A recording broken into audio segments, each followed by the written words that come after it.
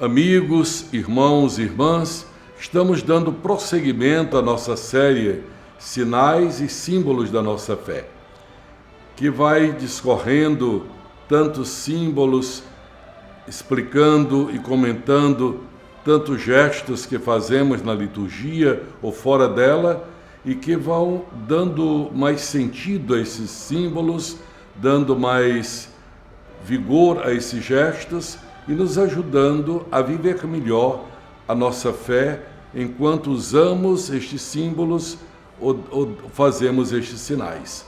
Nós prosseguiremos hoje com aquilo que deixamos iniciado no programa anterior, que foi a liturgia das horas. Eu gostaria de lhes lembrar uma frase do grande Papa Paulo VI, que ainda cardeal Montini, antes de ser Papa, dizia assim: a oração da Igreja desce do céu, ecoa na terra e torna a voltar para o céu. Eu vou repetir. A oração da Igreja desce do céu, ecoa na terra e torna a voltar para o céu. Significa, a Igreja reza a própria palavra de Deus. Nós respondemos a Deus com a sua própria palavra. Na liturgia das horas, de modo especial, mas isso na Santa Missa em grau muito mais eminente, nós tomamos a palavra de Deus tal qual ela nos é dada. E para nós cristãos, a palavra de Deus na Sagrada Escritura, ela é a revelação que Deus nos dá pelo Espírito Santo. Toda a Escritura é inspirada por Deus, diz Paulo a Timóteo. Então, assim nós recebemos. De modo que, quando nós rezamos a liturgia das horas, nós estamos recitando os salmos, inspirados pelo Espírito Santo. Nós estamos lendo trechos da palavra de Deus, dos profetas, dos evangelhos, das cartas dos apóstolos, textos da Sagrada Escritura. E as próprias orações que são compostas pela Igreja, as intercessões, são baseadas nesta palavra escutada, de modo que toda ela se torna um louvor a Deus que volta a Ele com a sua própria palavra. Por isso ele tinha toda a razão quando dizia isso. Então, pensar que Jesus rezou salmos, que Maria Santíssima rezou salmos, que os apóstolos, milhões de judeus e de cristãos, ao longo desses 3.000 anos ou 3.000 anos e tanto, vem rezando estas poesias, estes cânticos, estes louvores, estas súplicas a Deus, nos dá uma segurança muito boa. Se o próprio Cristo recitou o salmo até na cruz, então como nós não valorizaríamos a palavra de Deus que está consignada nos salmos? Pois bem, a liturgia das horas, ela é distribuída, como o nome já sugere, liturgia das horas. Acompanha as horas do dia. Comentei um pouco isso no episódio passado e hoje vou dar essa composição da liturgia das horas. A liturgia das horas hoje é composta do ofício de leituras. Antes se chamava de matinas ou noturnos, para quem tem contato com esta tradição. Nós hoje chamamos a liturgia das horas ofício de leituras. Por quê? Porque o cerne deste momento é o aprofundamento de leituras. A primeira leitura é bíblica e a outra leitura é uma leitura chamada patrística. Pode ser dos santos padres da igreja, de um santo, pode ser um documento papal, pode ser um documento da igreja que tenha a ver com a edificação e a instrução do povo cristão. Agora, essas leituras são precedidas de um hino, condizente com a hora do dia em que se reza, ou de dia ou de noite, e 3 salmos, as 2 leituras e uma oração final. De modo que, ser bem rezado, isso demoraria uns mais ou menos meia hora, no máximo 40 minutos.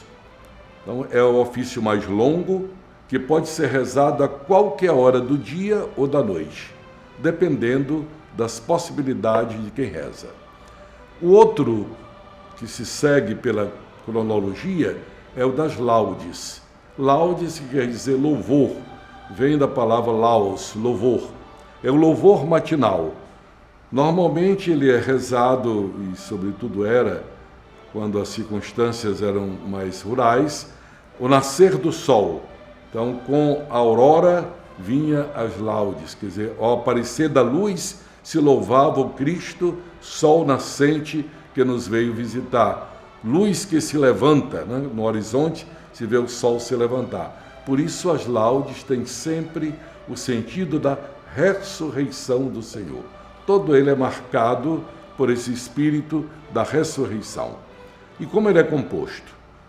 É de uma introdução: vinde, ó Deus, em meu auxílio, socorrei-me sem demora, o glória ao Pai, depois o hino, que tem a ver com o horário do dia, que é amanhã, 2 salmos e um hino do Antigo Testamento, de um dos profetas ou de um dos livros históricos, um hino do Antigo Testamento.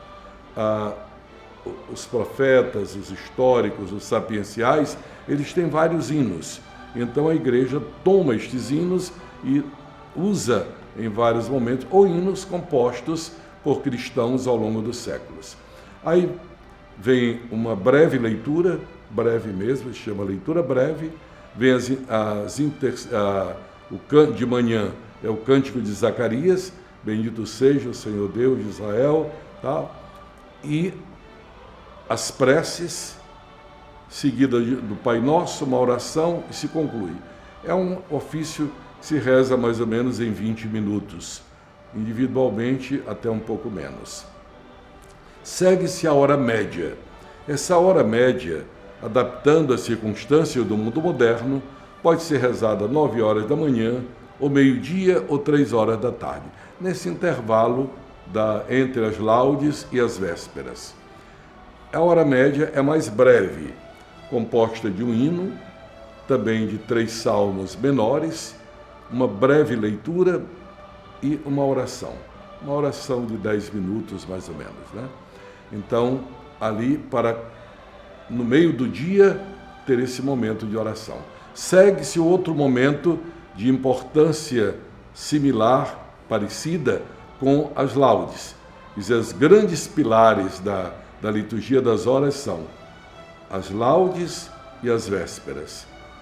Depois vem o ofício de leituras, a hora média e as completas. As vésperas, o nome véspera, como já tivemos a ocasião de falar, ela pegou o nome porque no horário das 5 horas para 6 horas aparece no firmamento uma estrela que o pessoal começou a chamar de véspera. Vésper. Daí veio o nome véspera, que na verdade é o planeta Vênus, que é o primeiro que a gente enxerga no firmamento. Não é bem uma estrela, mas é um planeta. E daí, quando ele aparece, começa então a oração das vésperas. Mas isso de acordo com as possibilidades da pessoa ou da comunidade. Mas é a oração da tarde, do fim da tarde. Composto do hino, 2 salmos, um hino do Novo Testamento, tirado de uma das cartas dos apóstolos ou do Apocalipse, o Cântico de Maria. Todos os dias se canta o Magnificat no final das vésperas, as intercessões, as preces, uma oração final. E aí se segue depois a oração das completas. As completas, como o nome diz, é para completar o dia. A oração das completas é o mais breve de todos os ofícios da liturgia das horas. É para finalizar o dia. Pode ser rezada a qualquer hora da noite, antes do repouso. Então, ele é composto de 1 ou 2 salmos, geralmente um só, um hino, sempre começa com um hino, um salmo, uma breve leitura, uma oração e uma saudação à Virgem Maria. de acordo com o tempo litúrgico, as saudações a Maria, conforme o tempo litúrgico. Assim se completa a liturgia das horas, com o nome já diz completas, a oração do dia. Muitas pessoas ou grupos iniciaram rezar a liturgia das horas. Isso é uma reconquista, isso é um valor que nós estamos agora readquirindo. Que, como eu comentei, era a oração da igreja, não era a oração de clérigos. Era o bispo quem presidia nas primeiras comunidades cristãs essa oração, com toda a igreja, com os leigos sobretudo. Então nós voltamos, graças a Deus, a ver na liturgia das horas a oração da igreja e não de clérigos. Tantas pessoas hoje rezam a liturgia das horas, sobretudo as laudes e as vésperas. Nós temos publicações em 4 volumes, contendo tudo conforme o tempo litúrgico. Temos em um único volume, chamado Oração das Horas, mas é o conteúdo da liturgia das horas, só sem as leituras do ofício de leituras. Aí esse tem um volume à parte, quem quer comprar pode ler. Hoje nós temos muito no celular, facilita muito a pessoa para viagem, em qualquer lugar. Quantas vezes eu estou esperando algo, vou para um lugar mais reservado e rezo aquela hora do ofício com o meu celular, que me possibilita isso, em viagem, inclusive, né? Quer dizer, facilitou bastante. A Paulus, a editora Paulus, publica para cada mês a liturgia das horas. Eles têm em vez de ser a liturgia diária, tem liturgia diária das horas. Ali estão as laudes, as vésperas e as completas. É uma beleza, porque a pessoa pode botar no bolso, no carro, no automóvel, seguir na pasta e rezar a hora que quiser, que não está com o celular na mão ou não tem esse aplicativo. Quer dizer, há muitas facilidades hoje para se rezar a liturgia das horas, sobretudo as horas principais, repito, as laudes e as vésperas. E eu gostaria de terminar lembrando umas palavras de Santo Agostinho. Ele diz: quando o corpo do filho está orando, não separe de si sua cabeça. Nosso Senhor Jesus Cristo, ore por nós. Ore em nós e nós oremos a Ele. Significa, quando a igreja ora, não ora sozinha. Cristo é a cabeça da igreja. Esse corpo está sempre unido à cabeça e a cabeça ao corpo. E ainda Santo Agostinho diz assim: ele reza por nós como nosso sacerdote, aquele que oferece o louvor ao Pai. Ele reza em nós como nossa cabeça. E nós rezamos a Ele como nosso Deus. Olha que maravilha, né? Repito, Ele reza por nós como nosso sacerdote, que intercede por nós, mediador. Ele reza em nós, porque Ele é o cabeça deste corpo, que é a igreja. Ele reza em nós como nossa cabeça. E nós rezamos a Ele como nosso Deus. Então, diz ele, reconheçamos, pois, nele a nossa voz e a sua voz em nós. Até a próxima semana, nós teremos então a continuidade do nosso programa, vai divulgando para outros estes episódios. Eu tenho escutado várias palavras de estímulo dizendo que estão sendo esclarecidos sobre coisas que tinham vontade de saber.